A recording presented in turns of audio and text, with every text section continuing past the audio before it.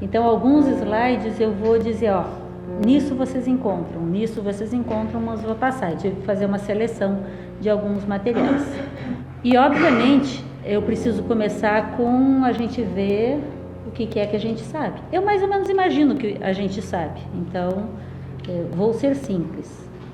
Adão, Eva, serpente, árvore. Isso nos reporta a criação, Gênesis, né?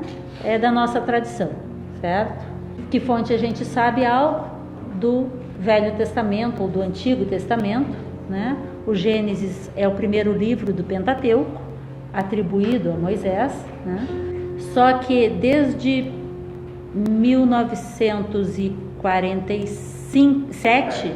1947, com a descoberta dos manuscritos do Mar Morto, foram descobertos todos, com exceção do livro de Esther, todos os demais livros que compõem o Antigo ou o Velho Testamento foram redescobertos nos manuscritos do Mar Morto. E com isso foi feita uma revisão do texto que a gente tem, que é proveniente de traduções do século X, e esse material dos manuscritos do Mar Morto é do século II AC ao século II DC, portanto é muito mais original. Então foi feita uma revisão do material do Antigo Testamento e várias notas acrescentadas e várias passagens do texto corrigidas. Então isso está na chamada Bíblia de Jerusalém, né, que foi uma edição específica que foi feita a partir desse material, e hoje em dia não é plausível pensar em ler o Velho Testamento sem ser junto com essa revisão. Eu não vou fazer uma revisão extensa do Velho Testamento, porque esse é mais acessível a nós, mas eu preciso pontuar alguns elementos.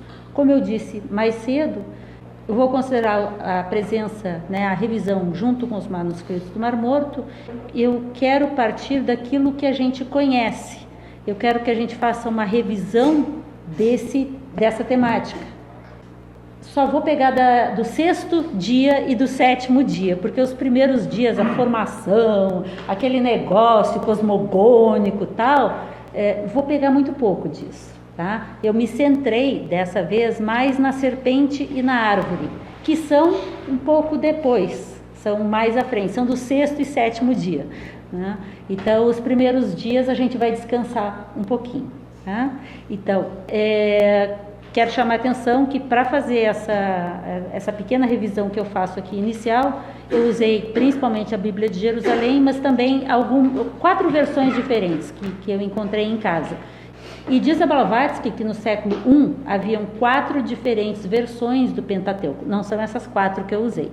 Então, sobre a história de Adão, Eva, serpente e as árvores, né? No sexto dia, os Elohim, como a gente falou, criaram as espécies animais. Aí os Elohim dizem, façamos o antropos. Façamos o homem, façamos o antropos.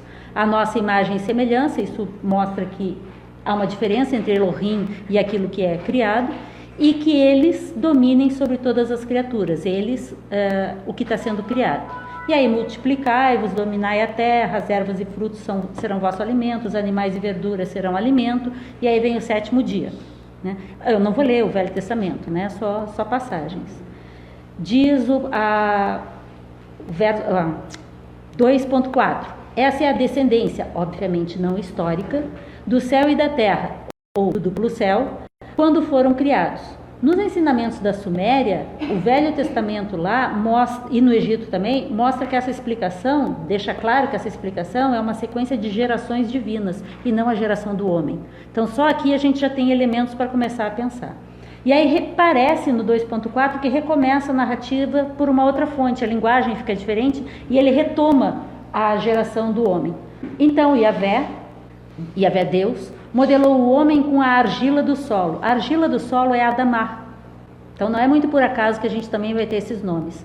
Insuflou em suas narinas um hálito, ou um sopro, ou o alento, né, de vida. E o homem se tornou um ser vivente, ou se tornou um nefesh, né, ou seja, um ser que está animado por um sopro vital manifestado pelo espírito Ruá. Isso está nas notas. As notas dos manuscritos do Mar Morto trazem esse tipo de referência. Yahvé plantou um jardim em Éden. Éden significa delícias, prazeres, né? Ou paraíso. No Oriente. Então, o jardim era no oriente da terra onde estava. Pequenas coisas que a gente não se dá conta quando lê. Pequenos detalhes, mas que vão ser úteis para a gente ver o restante. E aí colocou o homem que ele modelara. No 2.9 diz: Yahvé faz crescer vegetais como alimentos, e no meio do jardim coloca a árvore da vida e a árvore do conhecimento do bem e do mal. No Velho Testamento está assim: a árvore da vida e a árvore do conhecimento do bem e do mal. Geralmente a gente pensa em uma árvore só, né? Pois é, são duas. Está no Velho Testamento, eu não estou falando ainda dos gnósticos, né? E aí ele fala que tem um rio que irriga o jardim, que tem 4 braços, Fison, Gueon, Tigre e Eufrates, e Yahvé colocou o homem do jardim do Éden para cultivar esse jardim e o guardar. E diz a Adão: pode comer os frutos de todas as árvores, mas não da árvore do bem e do mal, porque senão morrerá. Ele não diz, se a gente ler bem o texto, que Adão vai morrer se comer dessa árvore, mas que Adão estará sujeito à morte se comer desta árvore. Esse fruto, está na nota, dá a faculdade de decidir o que é bom e o que é mal, e de agir consequentemente com autonomia moral, o que atenta à soberania de Yahvé. Por isso que ele não queria que o Adão comesse do fruto que dá a ele autonomia de escolha. E aí, novamente, o texto meio que muda, parece vir de outra tradição. Quando eu falo essas coisas não é porque eu sou linguista, é porque os textos, os comentaristas fazem esses comentários, incluindo a Blavatsky, que tece alguns comentários. E Yahvé modela do solo criaturas. Adão dá nome a essas criaturas. Aí Yahvé adormece Adão. Isso é bem mais longo, né? Eu estou pulando pedacinhos. E Yahvé faz a mulher de uma de suas costelas. E neste local, Yahvé coloca carne. Carne é mais frágil do que osso. Será que essa fragilidade do homem, o homem não é como homem e mulher, o homem como humanidade, o ser humano, né? Em relação a essas nossas relações duais, corpo, alma, homem e mulher, não tem a ver com essa fragilidade que foi enxertada no tronco de Adão? E Yahvé tira de uma costela da sustentação, retira uma parte da sustentação de Adão, que não era dual ainda, tira uma parte de Adão e faz dessa parte Eva, gera uma dualidade. E interessante que ele tira uma parte de sustentação e coloca uma coisa mais frágil para dar sustentação naquele pedaço que ele tira. São só conjecturas, tá? No texto segue e diz: um homem deixa seu pai e sua mãe e se une à sua mulher, e eles se tornam um. Por que eu estou destacando essa passagem? Porque essa passagem vai ser bastante comentada em textos gnósticos, quando fala do tornar-se um, do abandonar pai e mãe, no sentido de reconhecer que você tem uma origem, mas você tem que ser independente, você tem que criar seu próprio caminho. 3.1, a serpente era a criatura mais astuta. Ela conversa com a mulher, e a mulher é a mais buscadora. A mulher teve curiosidade, a mulher quis ir saber qual era essa da tal da árvore. A serpente procurou a mulher para conversar e não o homem. Por que será? Eu sei que na tradição mais tradicional diz porque a mulher é fraca, né? Fofoqueira, né? Mas talvez essa busca tenha sido porque ela tinha uma ânsia muito maior, uma busca muito maior, né? A gente vai ver isso agora nos próximos textos. Ela conversa então com a mulher sobre os frutos das árvores de que podem comer. São 2 árvores, entre as árvores do paraíso, 2 em especial, a da vida e a do bem e do mal, do conhecimento do bem e do mal, ou a árvore da gnosis. E a serpente ressalta para Eva, porque na verdade ainda aqui Adão não deu nome a Eva, né? Mas ressalta para a mulher que eles não morrerão, não, preocupa não, vai morrer não, tá? Se comerem do fruto da árvore do meio do jardim, mas que seus olhos se abrirão e serão como deuses, versados no bem e no mal. A serpente deu com a língua, contou para ela o que eles não sabiam, que eles se tornariam versados como os seus criadores, os Elohim, ou os Janshorans, né? Versados, os Janibud, os Arris, que seja, versados no bem e no mal. A mulher viu que essa árvore era desejável para adquirir discernimento, comeu e deu ao seu marido. Aí eles viram que estavam nus e vestiram-se com as folhas de figueira. Yahvé passeia no jardim, eles se escondem. E o homem responde, porque ele, né? É uma historinha, uma novela, né? Tive medo porque estou nu. Eles estão desprovidos de qualquer proteção. Yahvé então amaldiçoa a serpente, põe uma hostilidade entre ela e a mulher, ou entre suas linhagens. Yahvé impõe um sofrimento ao homem por causa de ter atendido à voz da mulher. A mulher é chamada Eva por Adão. Adão olha para ela e diz: eu te chamarei Eva. Eva significa a mãe dos vivos. Aí os Elohim olham e veem que o homem comeu do fruto, né? E diz: se o homem já é como um de nós, versado no bem e no mal, que agora ele não estenda a mão e colha também da árvore da vida, e coma e viva para sempre. É a árvore da eternidade. E aí o homem é expulso do paraíso. Yahvé coloca querubins e uma espada fulgurante para guardar o caminho da árvore da vida. Isso aqui me lembrou uma imagem tradicional em várias tradições, mas em especial me lembrou Manjushri, na tradição budista, que é o Bodhisattva, a representação da sabedoria com a sua espada fulgurante, né, para cortar os nós da ignorância e permitir o caminho, o acesso à vida eterna em último sentido.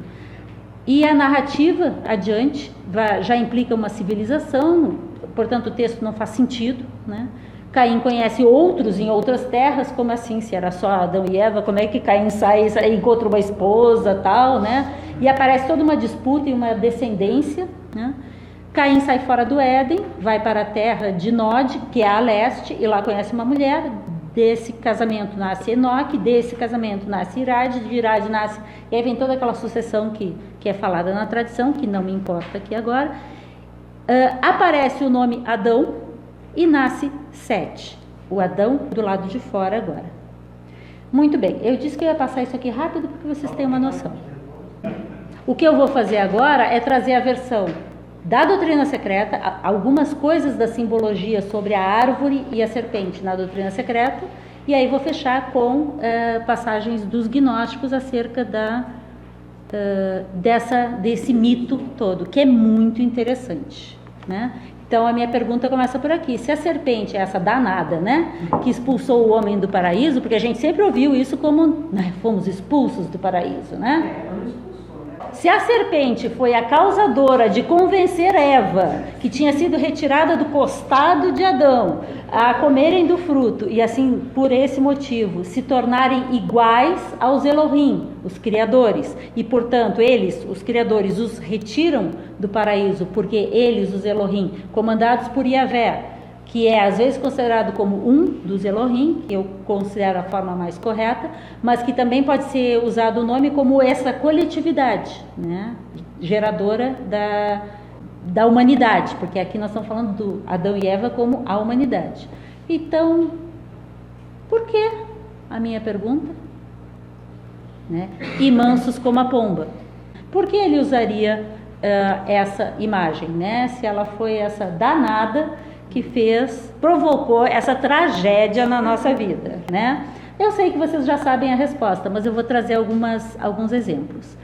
Na doutrina secreta, e eu não vou ler, mas vocês vão ver lá, volume 2, capítulo 10, página 114. Então vocês podem acessar cada uma dessas passagens completas. Diz sobre a serpente: nos tempos remotos, na era das dinastias divinas sobre a terra, a serpente, hoje temida, era considerada como o primeiro raio de luz surgido do abismo do mistério divino. O emblema primitivo da serpente simbolizava sempre a sabedoria divina e a perfeição. Hermes chamava a serpente o mais espiritual de todos os seres. Moisés diz a mesma coisa no Gênesis. A serpente gnóstica, Sesha ou Ananta, que é a serpente dos hindus. Os Nagas, que eram os adeptos hindus e tibetanos, todos nós já vimos a referência aos Nagas, né? E o lago Manasarovara, onde Nagarjuna vai buscar a sabedoria, né? A serpente e o dragão eram os nomes que se davam aos sábios, aos adeptos, os iniciados da antiguidade, né? Então, um iniciado era chamado dragão, serpente, naga, e o crocodilo é a forma egípcia do dragão. A serpente foi sempre o símbolo da renovação sucessiva ou periódica, até pela sua forma. E aí a gente comentou já nesses dias aqui sobre a serpente como o Ouroboros, que morde a própria cauda e assim mantém o círculo do tempo, né? Então, por isso ela é o símbolo da renovação, da imortalidade e do tempo. Marcos, Valentino e outros gnósticos, e também em Psicosofia, nos primeiros séculos do cristianismo, se referem a duas serpentes.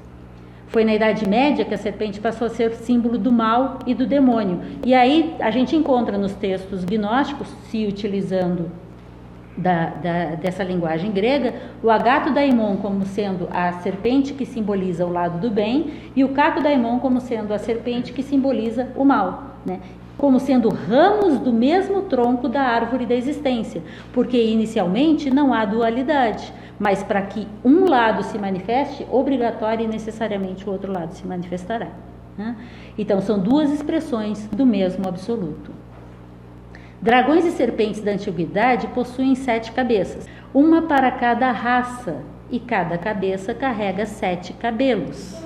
A serpente de 7 cabeças tem muitos significados nos ensinamentos arcaicos. A serpente gnóstica, com as 7 vogais em sua cabeça, isso aparece nos 7 sermões aos mortos, do Jung e os 7 sermões aos mortos, né? Também aparece com as 7 vogais representadas. Era o emblema das 7 hierarquias dos criadores setenários ou planetários. Diz a Blavatsky, na instância 2, verso 7, que a serpente gnóstica representa com as 7 vogais essas 7 hierarquias dos criadores setenários ou planetários, que era o assunto que a gente estava vendo hoje. Os ofitas afirmavam várias classes de gênios, ou seja, cada uma dessas forças era a representação de uma força, de um gênio, de uma energia, né? Que dependia essa sua força do seu grau de luz, de quanto de luz tinha em si próprio. Epifânio, que é um historiador da tradição ortodoxa, né, dizia que os gnósticos tinham razão para honrar a serpente.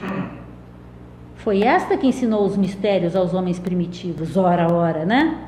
É por isso, né? Isso está num livro chamado Contra as Heresias, né? Um livro bastante citado na história da Igreja Católica, né? E é exatamente um livro praticamente escrito para condenar os ensinamentos gnósticos, que eram os ensinamentos derivados dos ensinamentos secretos dados por Jesus aos seus discípulos de forma mais reservada, né?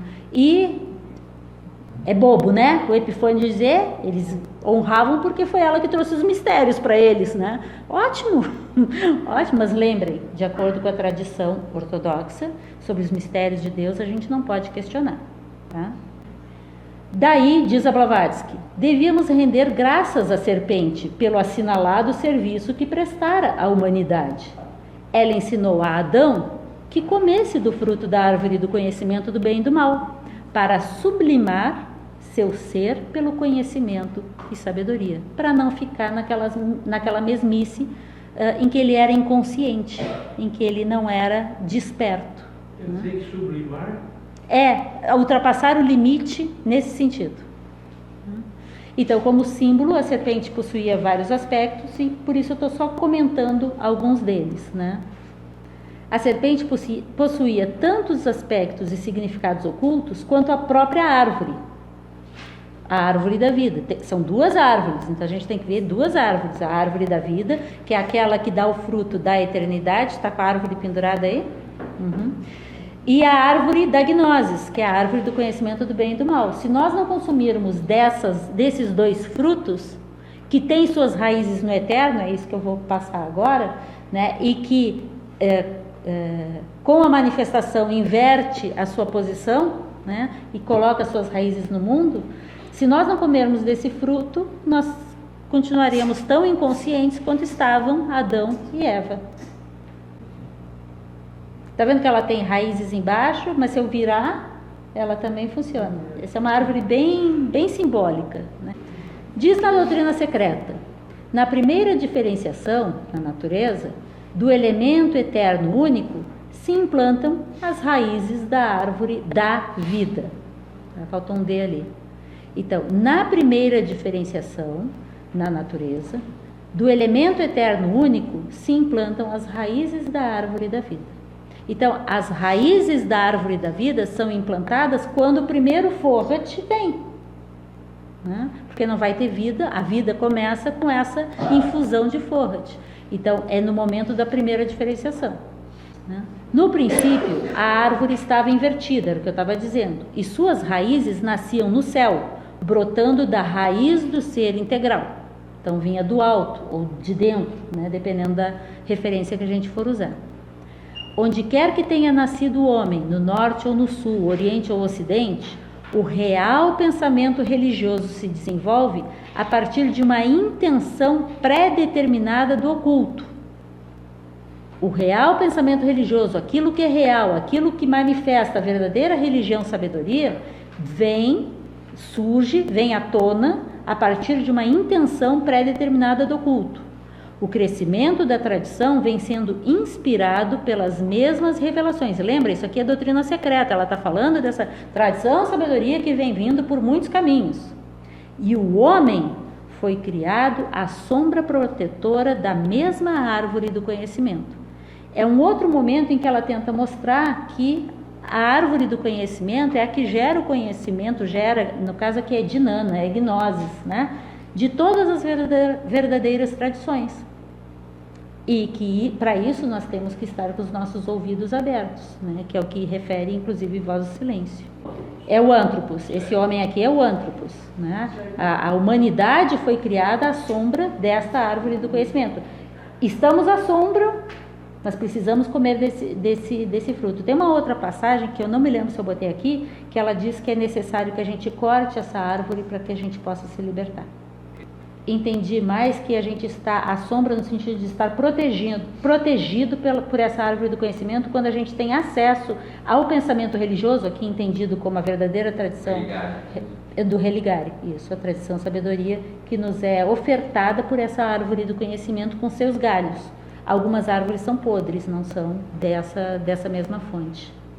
Agora, eu acho interessante que essa frase, ela pode também ser entendida num nível mais externo, porque cada um de nós, quando busca, quando tem essa saudade, essa relembrança, essa busca pela tradição sabedoria, vamos dizer que cada um de nós sente essa saudade, a gente vai buscar essa árvore, né? E se a gente tiver a sombra de uma verdadeira árvore do conhecimento do bem e do mal, nós teremos maior chance de reencontrar esse caminho. Na antiguidade, o símbolo universal do conhecimento sagrado e secreto era uma árvore, entendendo-se ainda como tal uma escritura ou um registro. Uma escritura ou um registro para nós é um símbolo bem comum, bem tradicional, mas ela diz que também o símbolo usado era uma árvore. E isso aqui é a Blavatsky dizendo.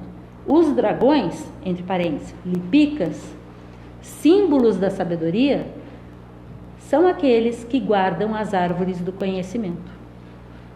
Então a gente hoje estava falando dos lipicas. Diz ela, na instância 5, verso 5, diz ela não, quer dizer, ela nos disponibiliza, né, da instância 5, verso 5, verso 5, que os dragões, que são símbolos da sabedoria, são os que guardam as árvores do conhecimento. Os druidas são os que guardam os carvalhos, e os druidas são, nominalmente, os representantes dos senhores de sabedoria, são os sábios daquela tradição, né? Aí ela conta de um mito, né, de Juno dando a Júpiter no dia do seu casamento uma árvore com um fruto de ouro, e que essa seria uma outra forma de Eva, do mesmo mito, né, de Eva oferecendo a Adão a maçã da árvore do conhecimento. E achei interessante ela dizer que a árvore verde é aquela que é regada pelas águas da vida. E aí eu quero dar destaque em especial a essa passagem. Eu estou fazendo também um pouco rápido, porque eu quero me deter um pouco mais nas interpretações gnósticas. Essas aqui vocês têm um pouco mais de acesso. Doutrina Secreta, volume 2, seção 8. Um comentário da doutrina esotérica. Lembra que, acho que foi o Alberto que comentou aqui, que às vezes a Blavatsky dá uma paradinha e diz assim ouvi, ou diz um grande ser, ou, né? E aqui ela diz assim, um comentário da doutrina esotérica, e põe o comentário em itálico. Ela dá um destaque para esse comentário. E diz o seguinte, O tronco do Asvata, a árvore da vida e do ser, a vara do caduceu, nasce e desce em cada começo, em cada novo manvantra, das duas asas escuras do cisne, a ave Hamsa. Então, desce das duas asas escuras do cisne Hamsa da vida. Lembram o que é Hamsa? Né? Que é um cisne que representa o Om, inclusive, né? E que mantém equilibrado os dois polos para que se siga no caminho. As duas serpentes do caduceu, o eternamente vivo e a sua ilusão, ou seja, as duas serpentes, lembra o Agato Daimon e o Caco Daimon, espírito e matéria, representantes do espírito e matéria, cujas duas cabeças procedem da cabeça entre as asas. A cabeça está entre as asas e representa o A1, né? O Om completo. Descem ao longo do tronco as duas serpentes, entrelaçadas num estreito abraço. As duas caudas dessas duas serpentes, que são as polaridades desse todo, juntam-se na Terra, o universo manifestado, formando uma só. E esta é a grande ilusão, Olanu. Acho que é uma passagem para a gente ficar, né? Porque tem muito simbolismo aqui no meio, tem muita coisa. Obviamente é uma leitura, uma linguagem para alguém que circula muito tranquilamente nesses símbolos, né? E também eu busquei um pouco do que ela fala muito mais sobre Adão e Eva no volume 3, mas ela diz essas duas passagens que eu achei interessantes. Adão e Eva, sobre Adão e Eva, a árvore é a manifestação e o conhecimento disso. Nas notas preliminares do volume 3, do volume 3. O primeiro Adão, o Kadmon, é a síntese das 10 Sefiró, das quais as três primeiras Sefiró das 10, permanecem no mundo arquetípico. As demais 7 geram o mundo manifesto, são o segundo Adão, os Elohim. Então aqui a gente já vai começar a decifrar algumas coisas que vão aparecer nos apócrifos gnósticos. Isso é o terceiro Logos. O terceiro Logos é o conjunto de forças criadoras, não é? E é manifesto. Os 7 raios. Né? Os 3 primeiros dos 10 são do e manifesto. E em outra passagem, também das notas preliminares, na mesma página, ela diz: o primeiro Adão, macho e fêmea, não é homem, mas a hoste de Sefiró, forças ou anjos ou Elohim, tudo isso que a gente viu hoje, feitos à imagem e semelhança do alto. O segundo Adão, o terceiro Logos, é esotericamente um conjunto de 7 tipos, grupos de homens. Grupos de homens naquele sentido que a Josi colocou pra gente. Não são naquele sentido de 7 raios, de 7 forças, de 7 conjuntos que vão gerar os princípios em cada um de nós e a todos nós. Sim, são os Janshvas. Ou Sefirós, ou Elohim, ou as muitas formas, ou Zahri, isso. Esse é o meu tema mesmo, né? Eu só estava contextualizando um pouco. Adão, Eva, a árvore e a serpente numa perspectiva gnóstica. Como eu não conheço o que vocês sabem, eu vou passar bem rapidamente só uma noção, né, de que existia um primitivo ensinamento real gnóstico de Jesus. E isso vai gerar o cristianismo gnóstico primitivo, né, e a tradição dos ofitas, não por acaso chamados de ofitas, porque eles são chamados de ofitas porque fazem reverência a Ofis, serpente, né? Então, desses ofitas derivaram vários textos, manuscritos, né? E alguns, na verdade, muitos desses falam sobre Adão, Eva, serpente e a árvore. Os que falam disso, eu não sei dizer para você se são todos, mas quase todos são textos setianos, tá? Textos derivados da tradição setiana do Egito, associada com esse cristianismo que é o de Jesus, porque Jesus estudou no Egito. Jesus traz essa tradição setiana que se associa com a tradição dos nazarenos proveniente ali da Galileia, da Galileia, e aí a gente tem esse cristianismo setiano. Então existem, vocês já ouviram falar, muitos apócrifos cristãos derivados de várias descobertas, são muitos textos antigos conhecidos, são mais de 100 títulos, tá? Então alguém dizer que não conhece esse cristianismo é porque está procurando pouco, é muito fácil de achar muita coisa. A palavra apócrifo significa reservado, secreto, oculto, ensinamentos reservados, né? Além da Bíblia de Jerusalém, onde a gente tem alguns ensinamentos, a gente encontra apócrifos cristãos, principalmente do final do século XVIII e até o século XX. Aqui está o final do século XIX, porque são os primeiros, né?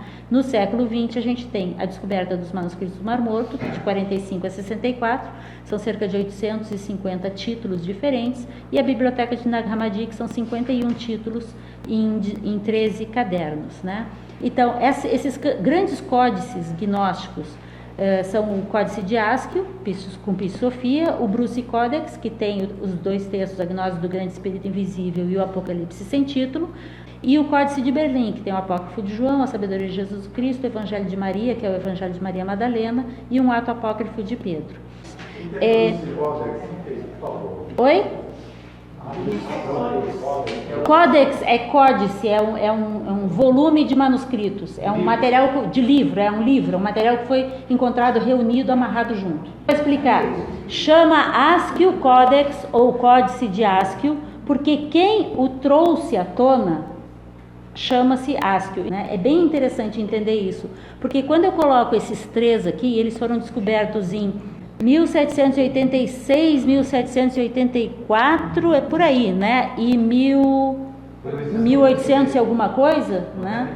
96, isso, o Berlim. Eles têm muita similitude entre eles. E eu tenho traduzido, que hoje, A Sabedoria de Jesus o Cristo, é um texto que eu tenho estudado bastante, e que hoje, quando eu terminar isso aqui, eu vou botar um quadro aqui para vocês, para a gente discutir a doutrina secreta nos textos gnósticos. A Sabedoria de Jesus o Cristo é, na minha opinião, uma introdução a Pistis Sophia.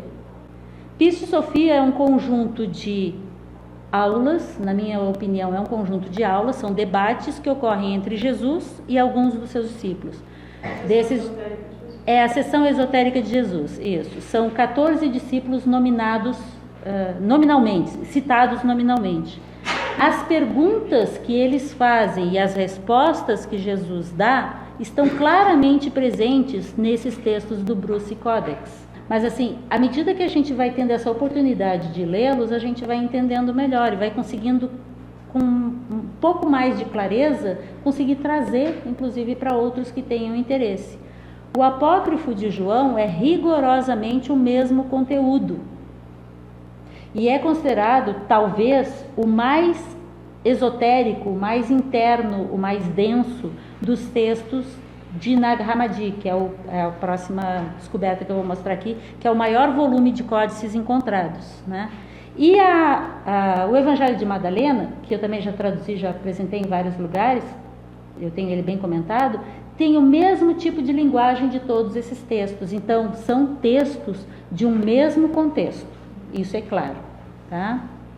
E a maior descoberta, eu não botei o título, me desculpem, é a Biblioteca de Nag Hammadi, que são os 51 textos, né? Eu não botei aqui a capa, na verdade eu copiei esse slide, peguei esse slide de uma palestra mais antiga. Já existe em português, a tradução é bastante ruim, mas se vocês procurarem na internet, vocês encontram alguns desses textos, além de ter a tradução da Madras em português. E a sugestão que eu sempre faço é começar por esse livrinho, porque ele dá uma boa noção do que são os textos e como foram descobertos. Chama Os Evangelhos Gnósticos, a autora é Elaine Pagels. Tem na estante virtual, eu ia dizer que não existe mais publicação nova e publicada pela Cultrix. Tá? Então, a partir desse material, eu fui buscar alguns dos textos que falam sobre Adão, Eva e a serpente e isso tudo. E já digo para vocês, aqui tem alguns dos textos, o Apócrifo de João fala disso, Sofia de Jesus o Cristo fala disso, Evangelho da Verdade muito en passant, o Evangelho de Filipe fala disso, o Evangelho dos Egípcios também, o Eugnosto também, o Tratado Tripartite também. Então, tem vários desses textos que abordam esse tema. Eu selecionei alguns para mostrar para vocês o que eles diziam. Tá? Eu começo pelo Apócrifo de João. O Apócrifo de João, é interessante observar que esse texto, além de ser considerado um dos mais longos da coleção e ser considerado um dos mais densos, mais profundos, ele existe no Códice de Berlim, descoberto no final do século XIX, em 1896, e também existe na Biblioteca de Nag Hammadi. Existem 4 cópias desse texto. Então, é um texto que fica difícil de ser contestado, porque existem diferentes versões, traduções, cópias deles em momentos, em espaços diferentes. Eu não botei o texto todo, ele é muito extenso, né? Mas eu fiz alguns comentários e ilustro. No começo, há uma abordagem aos primeiros capítulos do Gênesis, de uma perspectiva gnóstica.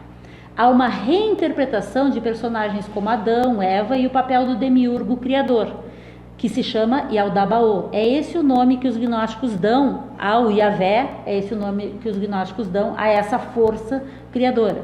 Claramente, Yaldabaoth é distinto da divindade suprema. E Yaldabaoth significa o Deus cego, o Deus tolo, né? Que tem características de ser raivoso, ciumento, arrogante, né? Construtor da forma, que é o que vai aparecer aqui. A divindade suprema, no Apócrifo de João, é dito o seguinte: como ele é o espírito invisível, não convém pensá-lo como Deus ou de qualquer outro modo, pois ele está além de Deus, sendo ele o único absolutamente perfeito. Ele é invariável e absolutamente perfeito na luz, incomensurável, eterno, inexprimível, inominável, indefinível, todos aqueles epítetos que vocês conhecem. O absoluto. A Laia fez o mestrado dela comparando o Apócrifo de João e o conceito de Uno em Plotino. E é a mesma coisa, né? Desse todo, procedem Christus e Sofia como as duas forças. Alegoricamente, a origem do mal é vinculado à inconsciência de Sofia, Ashmor. Vão aparecer 3 Sofias. A terceira Sofia seria a nossa alma, que tem o aspecto Eva, mas que, pelos seus erros, gera uma criação defeituosa, que é aqui o mito de Sofia. Sofia Ashmor gera, por ignorância, por avidya, não está escrito avidya, desculpem, o deus Yaldabaoth, sem o consentimento do seu esposo, sua contraparte, o espírito. Yaldabaoth, então, cria 365 forças celestes, que são chamados os arcontes, segundo a imagem do Pai refletido na água. O Pai, que é aquele Deus supremo, que Yaldabaoth vê refletido na água e cria forças, e com essas forças, as forças criadoras,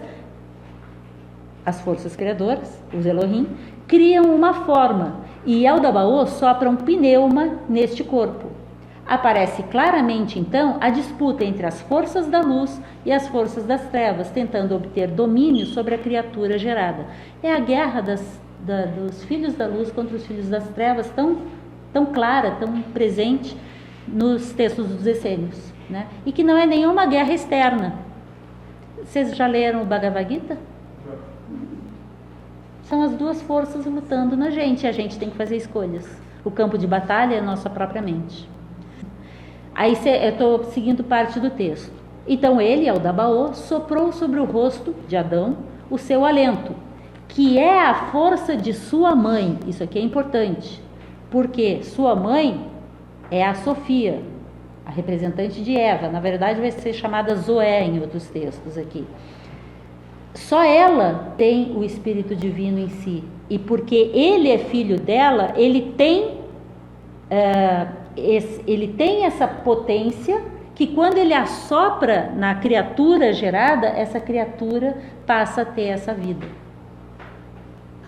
E a força da mãe saiu de Aldabaô e penetrou no corpo psíquico, não é no corpo material. Lembrem, Paulo? Tumus, psique e nous. É o corpo psíquico, é na mente. É que é um detalhe que eu acho bem interessante. Ótimo. O Yondabaô, ele sopra no rosto de Adão seu alento, que é a força da sua mãe, como tu acabou de explicar. Só que no texto, ele só sopra porque a Sofia convence ele a fazer isso inconscientemente. Então, não é uma vontade que parte Não é uma... dele, parte dela. Sofia vê o erro que fez quando criou um monstro. E Aldabaô gera a forma, e essa forma é um ser inerte que vira um brinquedinho nas mãos de Aldabaô. Qualquer semelhança com a nossa vida é mera coincidência, tá? Sofia, vendo que aquela criatura não tinha vida própria, ela convence o seu filho tonto, de Aldabaô, a soprar, e por meio da força dela que está nele, essa criatura passa a ter vida. Lembra que eu li o Espírito que insufla e os Elohim veem que o homem tem vida agora, então vamos tirar ele dali, ele agora já sabe do bem e do mal, vamos tirar ele dali. É isso que os gnósticos vão falar aqui agora. Então, penetrou no corpo psíquico que eles haviam construído segundo a imagem do homem primordial, Antropos aqui, que tem as duas forças, né? E que vai ser relacionado com Abraxas, do Jung e os 7 Sermões aos Mortos. E o corpo se moveu, cheio de energia e de luz, porque antes era um corpo inerte. No mesmo instante, isso provocou os ciúmes do resto das forças, os arcontes, pelo fato de que o homem, que com efeito havia saído de todas elas, essas forças, e ao qual elas haviam dado sua força, agora tinha inteligência bem mais penetrante do que a de seus criadores, e bem maior do que a do primeiro arconte, Yaldabaoth. Compreendendo que ele era luminoso, ele, o homem, tinha mais ideias que elas e se havia despojado do vício, elas então o raptaram e o jogaram nas partes inferiores da imensa matéria. Jogaram ele dentro de um paraíso para mantê-lo ignorante. Então, assim, para manter ele preso, para ele ficar... Não é o paraíso, os deleites, é o Kama-rupa. Né? É o mundo do desejo, onde a gente está jogado. Né? Quer dizer que o texto gnóstico inverte a posição do paraíso. O paraíso não é um lugar... O paraíso é um... Supunha, né? Não é um paraíso. Na verdade, é o mundo dos desejos, onde a gente gosta e se deleita em estar. Né? Irineu, que é o grande criador da Igreja Católica, né, no final do século III... 180, cita um texto gnóstico dos 7 anos. Ele diz, tem um texto desses gnósticos, né, que eles chamam de outra forma, do século I ou do século II, ele não cita qual é o texto, eu sei, mas ele não cita qual é o texto, né, e que diz, e Aldabaoth, tornando-se arrogante em espírito, jactou-se de si mesmo sobre todas as coisas que lhe estavam abaixo, e exclamou, eu sou Pai e Deus e ninguém há acima de mim. E a sua mãe, ouvindo falar assim, repreendeu-o. Não mintas, Yaldabaoth, pois o Pai de tudo, o Antropos primordial, está acima de ti, e também o Antropos, o filho do homem. Então, o Irineu salva uma passagem desse texto dizendo, para criticar, que eles dizem isso. Por ele dizer isso, quando descobriram o Apócrifo de João, a Hipóstase dos Arcontes e a Origem do Mundo, que são 3 textos de Nag Hammadi, que tem essa passagem, eles puderam dizer, é verdade, esses textos existiam, o Irineu já tinha citado que eles existiam. E agora a gente tem, como diz Apágios, nas mãos o texto dos próprios escritores, e inteiro, não é só aquela passagem que Irineu criticava, lá do século... Uma confissão extrajudicial. Exatamente, ele não sabia que ele estava se condenando a si. Então, num outro dos textos chamado Hipóstase dos Arcontes, esse para mim é o mais detalhado sobre toda essa história. Isso, acima, está descrito assim, e da sua arrogância disse, eu sou Deus e não há outro além de mim. Está vendo? É a mesma passagem. E do alto veio uma voz dizendo, estás enganado, Samael. E Samael quer dizer Deus dos cegos, que é outro nome que se dá para Yaldabaoth. Também há um relato semelhante sobre a origem do mundo, e no apócrifo de João, né, eu sou um Deus cioso e não há outro Deus que não eu, né, ou acima de mim e tal. Porém, proclamando isso, ele indicou aos anjos que existia um outro Deus, pois se não houvesse outro, de quem ele teria ciúmes, de quem ele estaria reclamando, né? Não tem não nenhum outro, eu sou o maior de todos, todos que outro. E o homem então resplandeceu por causa da partícula de luz que estava nele. Então todo o bando dos arcontes, né, pegaram matérias, várias matérias, operaram uma grande fusão e transformaram Adão em sombra. A partir da matéria, da ignorância da treva, do desejo e do seu espírito disfarçado. Que na Voz Silêncio em Pisofia existem exatamente esses 4 que são os que nos prendem ao mundo do Sansara, não com esse nome, mas ao mundo dos desejos. Eis que esses bandidos fizeram o homem carregar o laço do esquecimento, e é assim que ele se tornou um homem mortal. E os arcontes levaram Adão e o colocaram no paraíso e disseram-lhe: come de tudo que está aqui. Nos textos gnósticos, essa imagem é bastante usada. Por exemplo, no texto do Bardesanes, o hino da Pérola o hino da Pérola, a alma é colocada no Egito e os que a querem envolver, enganar, dão de comer para ela. E ela, descuidadamente, se alimenta dos alimentos dele e se torna esquecida da sua real natureza e do seu caminho, né? Quanto à árvore da vida, eles, os arcontes, a colocaram no meio do paraíso. Então é a mesma história contada de um outro jeito, né? Então a serpente da sabedoria conta que lá também estava colocada a árvore do conhecimento do bem e do mal, e que por meio dos seus frutos, que ela os incita a comer, poderiam conhecer o pleroma, a sua plenitude. Então conta-se sobre Eva, Caim, Abel, isso é o apócrifo de João, sobre o desejo preso às relações sexuais e sobre a salvação possível para aqueles que, com certo ascetismo, no sentido de certo controle de todos os seus... eles estão no paraíso, na terra dos desejos, entendam isso, né? Alcançassem a gnoses, e assim está no texto, e que, conhecendo Cristo, não necessitariam mais reencarnar. Paulo: Cristo em vós é a esperança de glória. Conhecereis Cristo e assim se libertarás, né? É isso, é só isso. E Cristo é Atma.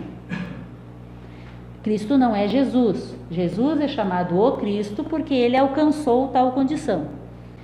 E explicava, ensinava sobre tal condição. E eles, os arcontes, misturaram-se às filhas dos homens. Aí essa história é a continuação lá do Gênesis, né? As pessoas se tornam velhas e sem alegria, elas morriam não tendo encontrado a verdade, né, sem ter encontrado o Deus da verdade, e toda a criação se torna escrava para sempre. E assim, as pessoas fecharam seus corações, endureceram a si mesmas, por causa dos seus espíritos, falsos espíritos, que é assim que está em Pisofia, né, os falsos espíritos. Então, são algumas passagens que eu tirei do apócrifo de João. O apócrifo de João vai falar também sobre os 5 tipos de mente que os gnósticos falam, vai falar sobre a mônada, usando essa palavra, né? E vai ensinar como percorrer a senda. Fala. Foi datado esse? O apócrifo de João, o original provavelmente é do tempo de João, discípulo, João Evangelista, desculpa, eu não falei isso, né? É o João Evangelista, né? O João Lázaro, né? Então, assim, se a gente for rigorosamente aceitar a sua origem, seria do século I AC. A cópia que se tem, cópia, né? Ela é cópia em copto do grego. Agora, João escrevia em grego. Então, eu não sei se a Laia ou o Alberto sabem, se o original estaria em aramaico, que é a língua mãe de João, ou em grego, que é a sua língua filosófica, vamos dizer assim. Mas, de qualquer forma, a datação dos textos de Nag Hammadi e de Berlim, a maioria está entre o século II e III DC. Um outro texto que eu quero citar, uma passagem, é o sobre a origem do mundo. O próprio título já diz da sua origem, né? Sobre a origem do mundo. Após o dia de repouso, Sofia, e aqui é a Sofia maior, envia sua filha Zoé, que chamamos Eva, como instrutora para que ela despertasse Adão, A Sofia maior aqui, que é a esposa, a mãe da mãe-pai da Eva e Adão, que é a próxima dupla aqui, ou seja, do segundo logos em relação ao terceiro logos, ela é a serpente, né?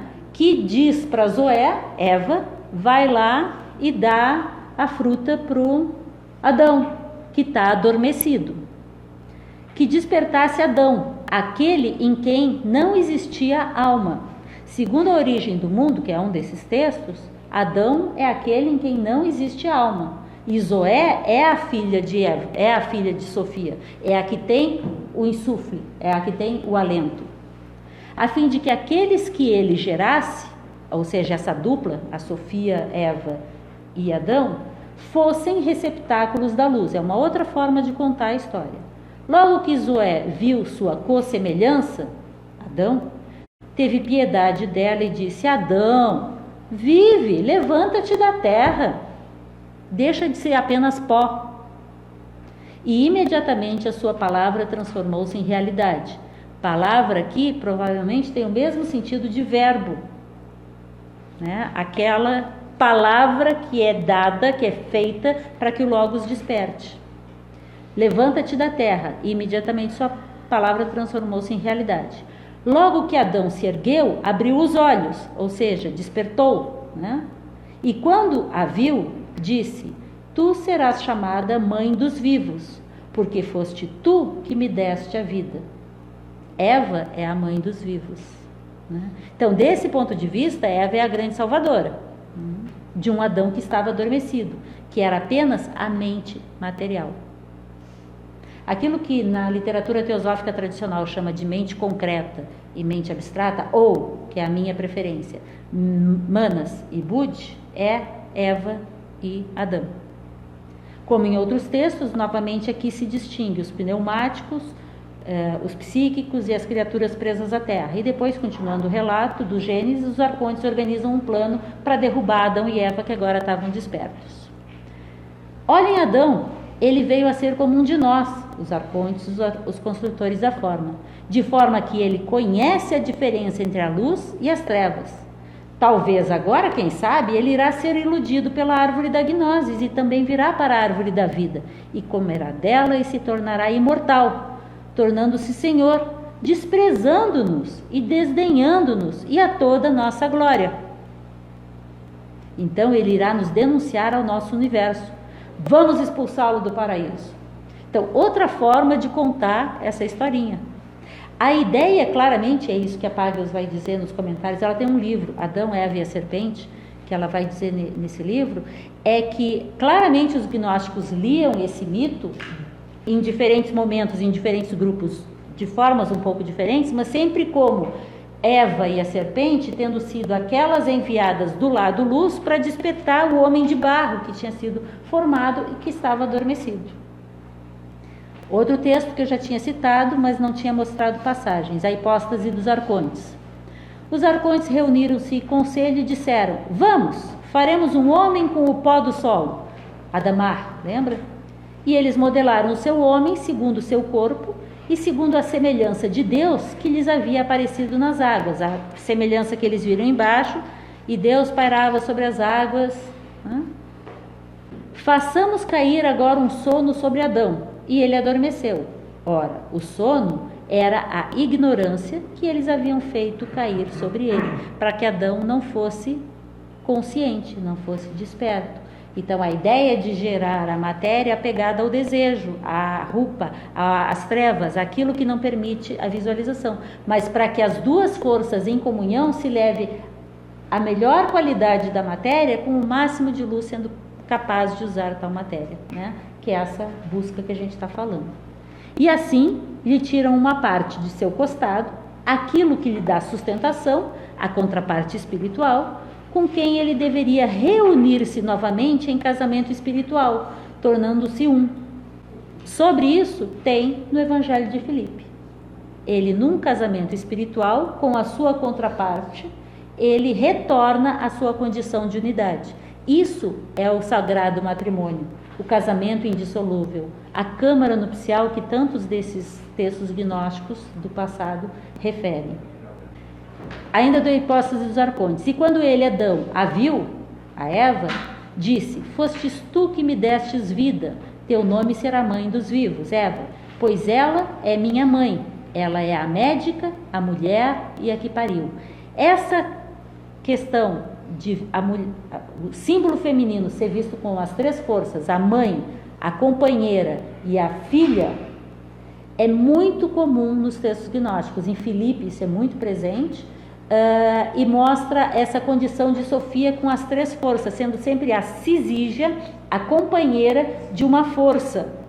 Então, a força do segundo logos, do primeiro não, do segundo logos, a sua cisígia, a do terceiro, e depois no manifesto comum também cada um vai ter a sua contraparte feminina. Feminina no sentido de ser a oposição, polaridade. Quer dizer que nesse... Adão é a mente mais concreta. Quando está voltada ao mundo, que na filosofia Kama, Manas, né? É o Kama Manas, o Klishta Manas no budismo. Aí é o mundo preso na matéria, é o Adão de argila. E qual é a matéria? É o mundo do desejo, que é o paraíso. Quando ele escuta Sofia, ele se torna a mente desperta, porque ela é o espírito. Apenas quando ele abre os olhos, ou seja, quando ele de fato escuta, o que tem em voz de silêncio dizendo que é necessário abrir os olhos e abrir os ouvidos. Se você fizer só um, você não entra no caminho. Então, depois disso, o texto apresenta a serpente como o instrutor, que aconselha Adão e Eva a comer do fruto proibido, que foi proibido pelos arcontes, pelos regentes. E também fala de Sofia Shmó, que quis gerar sozinha, sem o seu esposo é Cristo, criando assim uma besta andrógena, Yaldabaoth, que por sua vez gera 7 filhos, os construtores, que são construtores da matéria. Isso vai gerar a ideia da matéria ser ruim, mas cuidado, é por isso que é bom a gente ler a doutrina secreta. Não é que a matéria é ruim, o problema é quando a gente esquece o lado espiritual e se prende apenas ao lado matéria. Esse é o problema, e desse ponto de vista a matéria é ruim, assim como é ruim viver só do lado espiritual, porque você nunca vai vencer, nunca vai gerar, nunca vai progredir. Deus não se experiencia na matéria, você não permite. É necessário ter a matéria e o espírito para que tudo isso aconteça.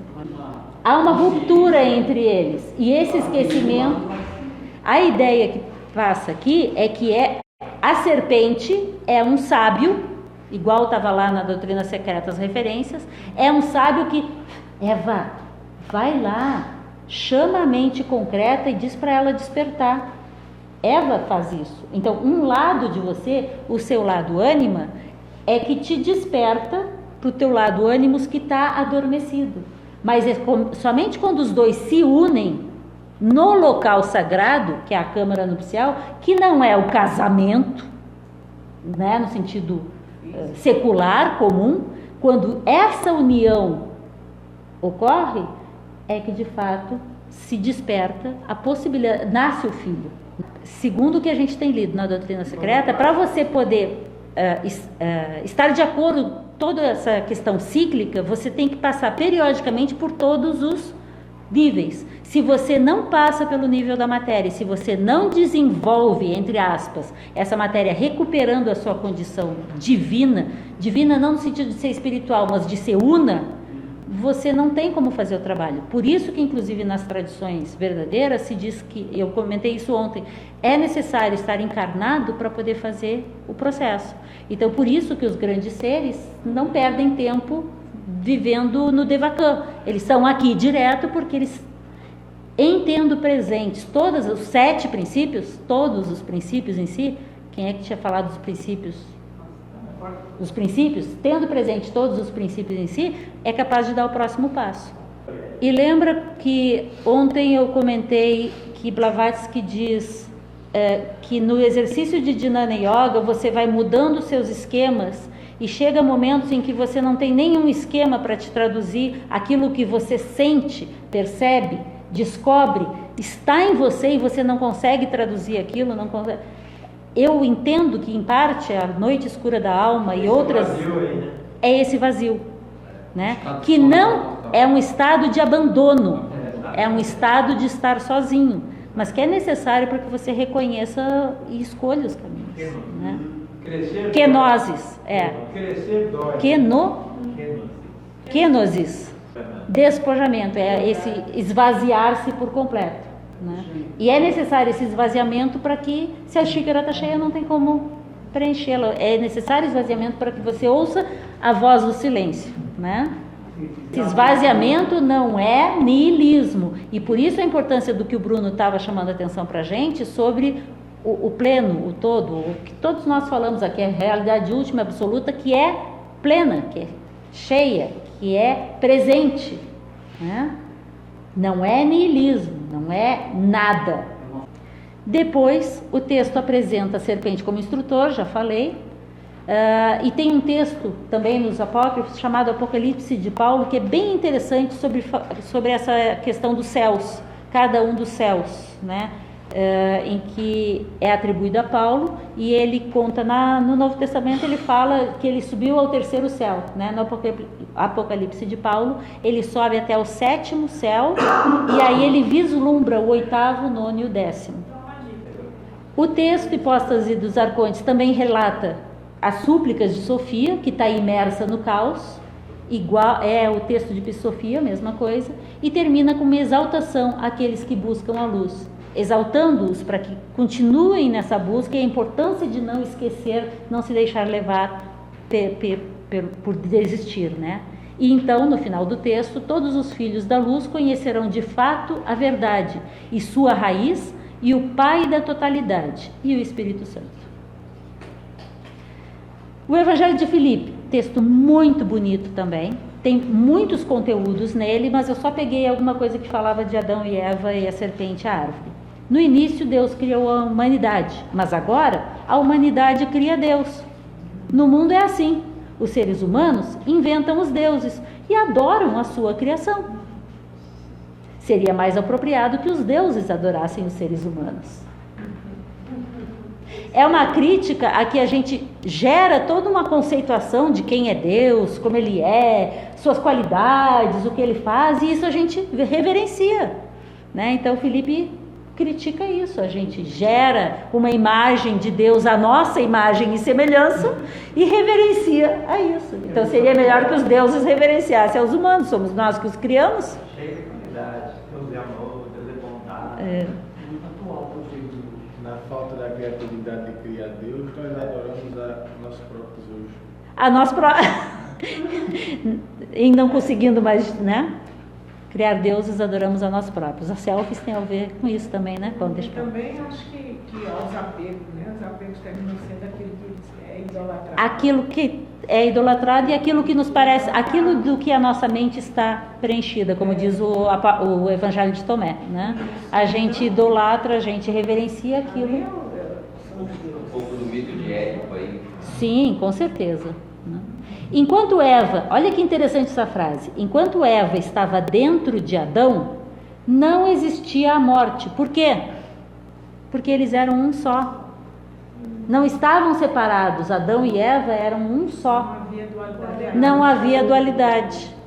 Quando eles caem na matéria produzida por Yaldabaoth, Yaldabaoth os separa, ou seja, ele gera uma força que separa ambos. Né? É isso que fala da mente universal, né? Quando vai descer, o triângulo desce, vai se separar. Essa dualidade na manifestação. E que o grande trabalho é, eu não gosto de dizer reunir, mas é tornar uma essa mente que se sente dual, que se apresenta, remontar-se, isso, talvez isso, remontar-se.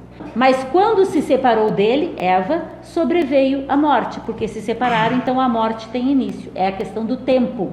Quando eles estavam unidos, não tinha nascimento e morte. Na medida em que se separam, passa a ter nascimento e morte. Quando esta, Eva, retorne e ele a aceite, ou seja, quando a mente aceite o aspecto Budi de volta neles próprios, deixará de existir a morte. Nos textos gnósticos, isso é dito a relação entre ser vivo e ser morto. Você pode estar morto estando corporalmente vivo, mas você pode estar vivo independente de estar corporalmente morto ou vivo. Essa é a imortalidade. Essa é a imortalidade. Essa é a imortalidade no livro de Psique, quando ela se une a Eros. Quando ela se une a Eros, exatamente. Deus, a imortalidade passa a viver. É como se comesse do fruto da árvore da vida eterna. Agora, ele só consegue fazer isso se consumir do fruto da gnosis primeiro, para reconhecer essa diferença e ultrapassá-la. Discernimento, exatamente, porque é o primeiro passo em algumas tradições, né? A tradição gnóstica é conhecida como se utilizando muito dos mitos, e ela tem um fortíssimo vínculo com a tradição helenística, né? Então não deve ser à toa. E para terminar, eu acho que eu peguei só mais 3 pedacinhos de texto. No Eugnosto diz assim: agora o primogênito, visto que tem sua autoridade proveniente de seu pai, o primogênito é o filho, né? Ele criou anjos, miríades inumeráveis para acompanhamento. A multidão inteira desses anjos é denominada Assembleia dos Sagrados, as luzes sem sombras.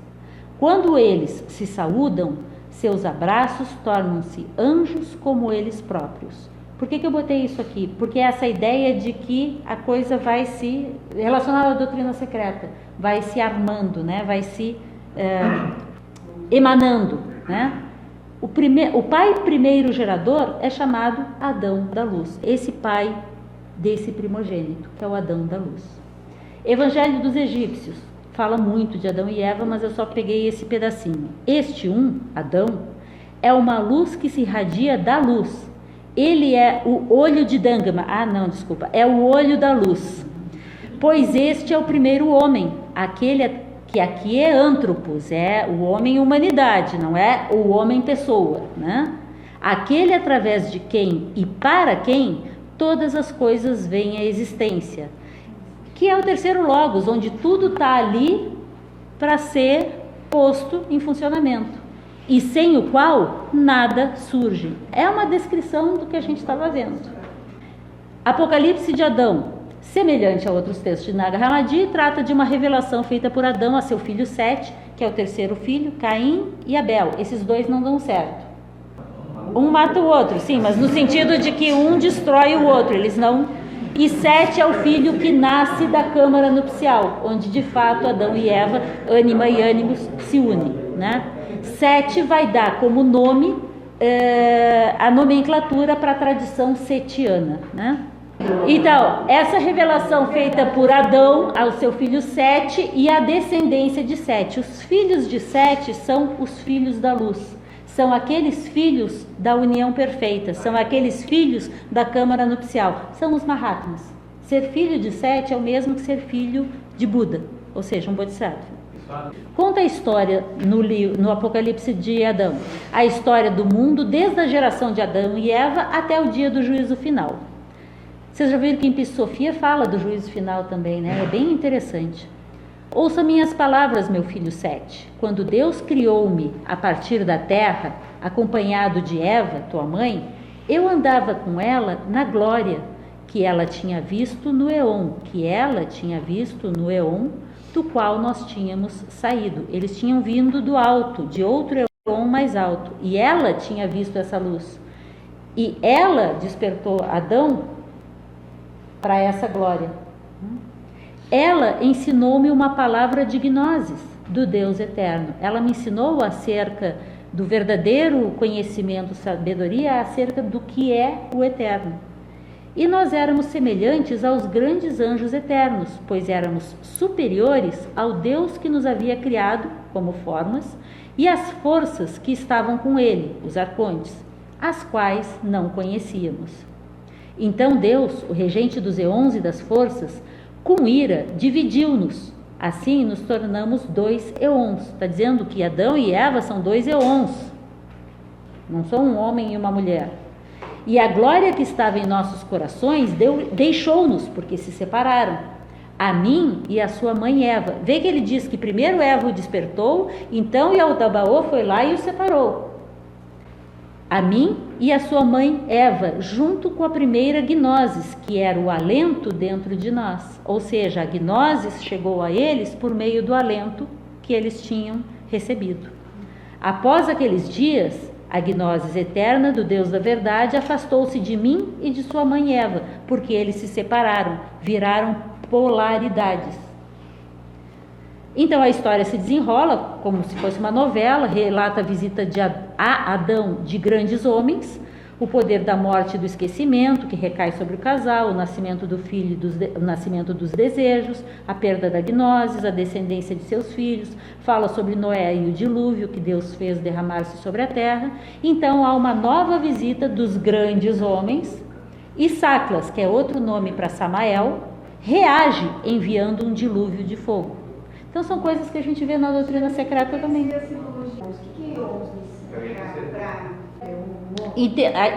Entendo aqui que são, como é que chama? O antropos é um dos níveis, os céus, como eons. Na tradição gnóstica a gente vai ver essa descrição quando eles falam, por exemplo, de ultrapassar o Ogdod e que Sofia, Ashmor, vem, cai ao mundo, desce os 12 níveis, depois ela tem que recobrar cada um deles. Eva e Adão, eu entendo que aqui está sendo dito que eles são dois desses poderes, duas dessas forças que eram unidas.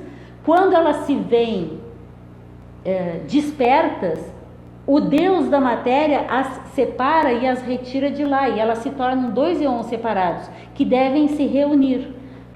A separação entre Tef e Nut, ou seja, céu e terra, Tá. passam vários eons.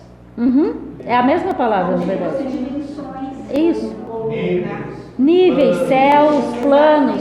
Sim, e aqui Adão e Eva estão sendo chamados duas dimensões, é exatamente isso. É nesse sentido. É que para mim parece tão óbvio que não existe Adão e Eva, são simplesmente a força inicial do absoluto, Mahat com os dois polos, que então se separam e têm que ser reunidos e são como princípios, como eons dentro da nossa mente, que é a verdadeira alquimia e Lojong do ponto de vista budista, que é reunir as forças e tornar uma só, não ter a mente dual, que é o caminho Madhyamika. Último texto dos apócrifos que eu vou citar, Exegese da Alma. Eu sou uma apaixonada por esse texto, né? Porque ele conta a história do ponto de vista da alma, que busca o seu caminho de retorno e se apaixona. Eva representa a alma humana. Ela alienou-se de sua verdadeira natureza espiritual e se distanciou. Por que ela se distancia? Porque ela cai na matéria, ela se corrompe e se deixa corromper. Então, ela cai em autodestruição e sofrimento. Quando ela se reconcilia com a sua contraparte, com a sua Cisígia, com seu Senhor, que é Cristo, ela se une novamente ao seu verdadeiro amor, aqui é Eros, né? E resgata a sua natureza e ela é recuperada. Essa é a história de Sofia Ashmor, é a história da nossa alma, que se perdeu e precisa se recuperar, né? Daí algumas dicas de como a gente faz isso. É o canto dos cantos. Sim! Porque não é o marido, nem a esposa, é a alma nessa busca. A mulher, a alma, isso. O verdadeiro casamento seria um reflexo disso. Mas vamos ser francos, não é isso, né? A gente está falando desse casamento interior, né? Algumas reflexões, então, para terminar. Os gnósticos questionam, segundo a Pagels, eles fazem algumas perguntas. E aí eu peguei alguns comentários que ela faz para fazer algumas reflexões. Ela diz que os gnósticos escolhem uma outra abordagem porque eles, por exemplo, levantam essas questões. Adão e Eva ouviram os passos de Deus nas folhagens do jardim, né? Deus mentiu ao dizer que eles morreriam se comessem do fruto? Porque eles não morrem, né? É verdade, a gente não tinha parado para pensar nisso. Com quem ele, Deus, fala quando diz: façamos o homem à nossa imagem, né? Façamos é plural, né? Plural é esse. A nossa quem, né? E por que Deus tentou afastar Adão e Eva do conhecimento, no caso da gnosis, que ele admite os faria como um de nós? Egoísta ele, não? Então vocês entendem que a geração da matéria é gerada pelo egoísmo, por causa do egoísmo, para separar ânima e ânimos, a alma, daquilo que a torna desperta de volta à sua casa do Pai? Então diz ela: Certos cristãos gnósticos sugeriram que tais absurdos mostram que a história jamais teve a intenção de ser entendida palavra por palavra, mas sim como uma alegoria espiritual, não tanto uma história com moral, como um mito com significado. Por exemplo, para boa parte dos gnósticos, a divindade não está fora do homem, mas é sua essência e possibilidade de ressurreição, porque se os princípios da divindade, a própria divindade, não estivessem dentro de nós, nós estaríamos em maus lençóis. Leram os gnósticos a história de Adão e Eva não como um relato externo, mas como uma explanação do que ocorre dentro da alma na busca por compreender a si mesma e na busca por se revelar. Na interpretação da maior parte desses textos, Eva representa a parte mais elevada da psique, aquela que é intimamente relacionada ao alto, o lado mais místico da mente humana dual, né? Que seria, na minha opinião, Budi. O princípio feminino representado por Eva refere-se ao princípio espiritual no antropos, no humano, no homem primordial. Tanto que ela é uma das suas costelas, aquela que segura, que contém o sopro. O sopro é dado, o pulmão é que segura o sopro, certo? Adão é o aspecto mais terra, mais racional, que obedece, não busca, mas acumula, e ele é posto para dormir, né? Esse é Manas, que tem que ser despertado por Budi para ultrapassar aquele aspecto dual da mente e passar a ser uno com o todo, conhecer-se tal qual é. Aquele conhece-te a ti mesmo de ontem, né? As duas árvores são o que dá o despertar espiritual, o discernimento da dualidade, do bem e do mal, a da gnosis, e aquela que alimenta a centelha da vida eterna, que acende a luz. Ou seja, são duas árvores, uma que dá o discernimento e a outra que dá a vida eterna. Mas é necessário você ter esse discernimento para que você possa comer também do fruto da vida eterna, tornar-se vivo, né? Que é a linguagem. Não, você não chega. Lembra que tem uma espada flamejante na entrada? Você não chega à segunda árvore se você não tiver o discernimento de entender o que é aquela árvore, que é muito mais que entender conceitualmente, né? É essa verdadeira busca. A serpente, segundo os gnósticos, representa um instrutor que não consegue despertar Adão, mas então chama Eva e lhe apresenta a possibilidade de, alimentando-se do fruto da árvore do bem e do mal, eles tornarem-se conhecedores e discernirem. E para isso precisarão se unir. Em comendo desse fruto, eles se libertam do jugo do Yaldabaoth, o deus arrogante e egoísta. Mas ainda não têm o fruto da árvore da vida, por isso ficam sujeitos ainda ao sofrimento, até reencontrarem-se, unirem-se na câmara nupcial e serem, portanto, resgatados à verdadeira vida. Eles geram muitos e diferentes tipos de filhos. Os dois primeiros são filhos da dualidade, Caim e Abel, mas o terceiro é o verdadeiro filho da câmara nupcial, Sete, que é o que vai dar descendência aos filhos da luz. E para fechar, uma passagem da doutrina secreta. A figura da serpente, supondo-se que seja do culto dos ofitas, que são os discípulos de Jesus, bem pode representar aquela serpente perfeita e verdadeira que leva para fora do Egito. Egito é o nome que muitos dos gnósticos davam a corpo. Você viaja para o Egito, você encarna. Que leva para fora do Egito a todos os que têm confiança na serpente. Se você não confia, e a serpente os conduz através do mar vermelho da morte à terra prometida, a verdadeira terra prometida, que obviamente não é Israel, é a terra prometida, protegendo-os durante a viagem. Blavatsky cita essa passagem, que é do King, no Gnósticos e suas lembranças. Então, para terminar, não há pecado original na visão dos gnósticos. Não há mensagem anti-mulher. Deus, o verdadeiro, não é arrogante, ciumento, mentiroso, limitador, castrador.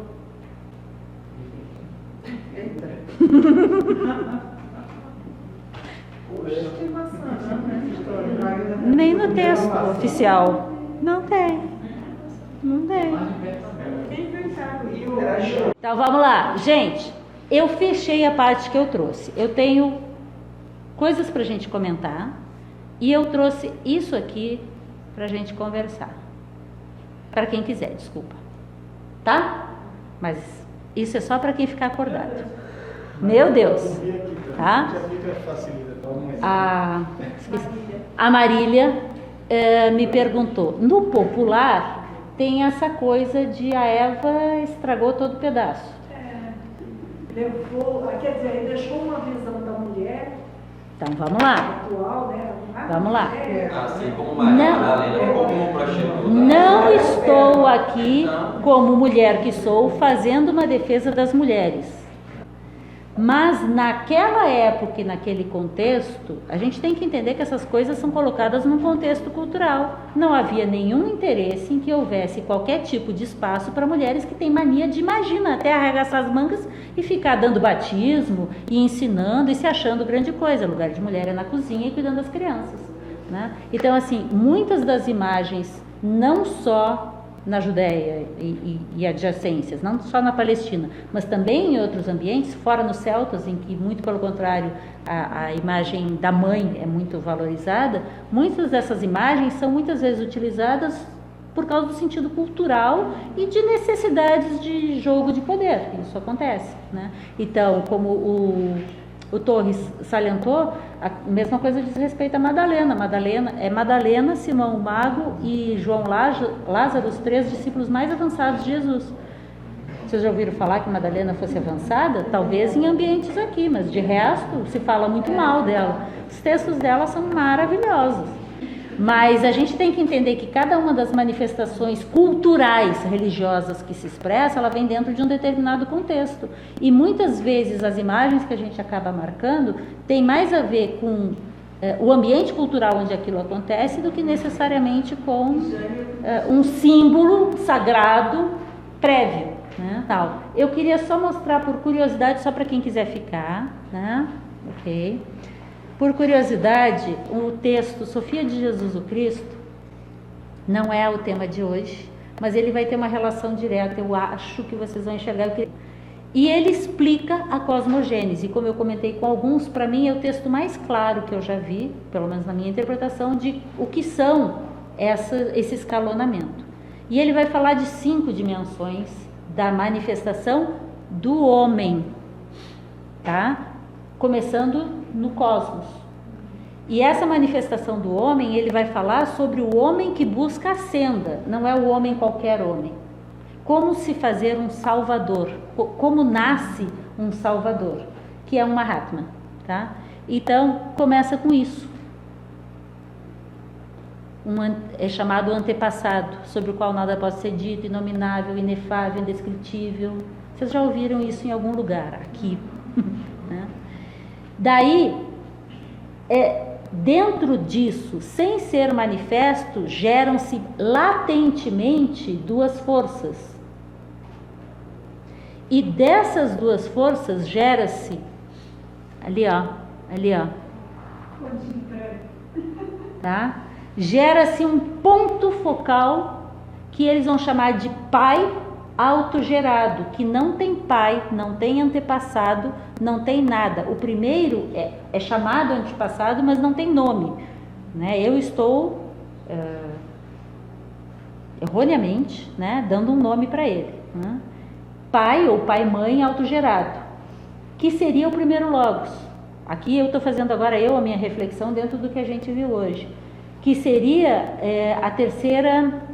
Enquanto o primeiro é a primeira instância, aqui a gente está falando da terceira instância, e que é, segundo o texto, o Adão Cadmo.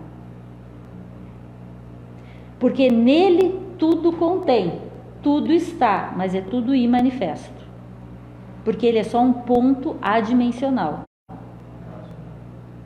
Esse pai, que é ao mesmo tempo pai e mãe, ele gera uma condição, que é o homem primordial, que é o Adão. Agora, o texto vai dizer que esse é, como eu li lá no texto, o segundo Adão, que é o conjunto das forças, que seria correspondente à 4ª e 5ª instância, que seria o terceiro logos, que na tradição gnóstica vai ser chamada Enoia, ou é Mahat. Tá? Este tem Sofia, chamada Eva. Deste homem primordial com a sua Cisígia, gera-se um raio que por sua vez vai gerar um filho.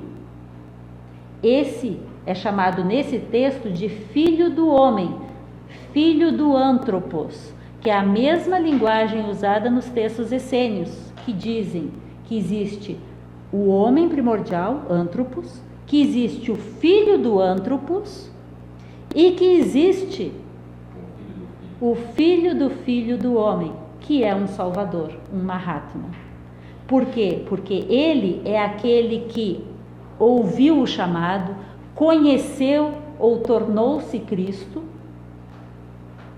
porque ele ascende por meio de sua mãe Sofia Ashmor, e assim ele é capaz de retornar à casa do Pai, que é o homem primordial, Adão Kadmon. Esse é o mito do herói. Eu não conheço mitos, mas esse aqui para mim ficou muito bacana de ler. Eu quis trazer porque não é do tema que eu ia falar hoje, mas é o que a gente falou hoje. Eu achei bacana, queria colocar para vocês se tem relação. Só uma? Nessa correlação, onde que se encaixaria o Espírito Santo? Espírito Santo é o aspecto feminino. Porque toda a trindade, a Josi até falou isso, todas as trindades, toda a manifestação é feita sempre a partir de 3. Tem o primeiro, do qual nada se fala, o uno absoluto, imortal, lá. Aí gera-se o primeiro pai, que latentemente tem a sua Cisígia, e ele então gera o terceiro, o filho, que é o homem primordial, mas é o primeiro filho, que é capaz de ser pai, que com a sua Cisígia gera o seu filho, no caso aqui, no meu exemplo, que é Cristo. Não é dito Pai, Filho e Espírito Santo, então é Pai, Mãe, que é o Espírito Santo, e o Filho, Cristo. Essa sempre foi a ordem natural.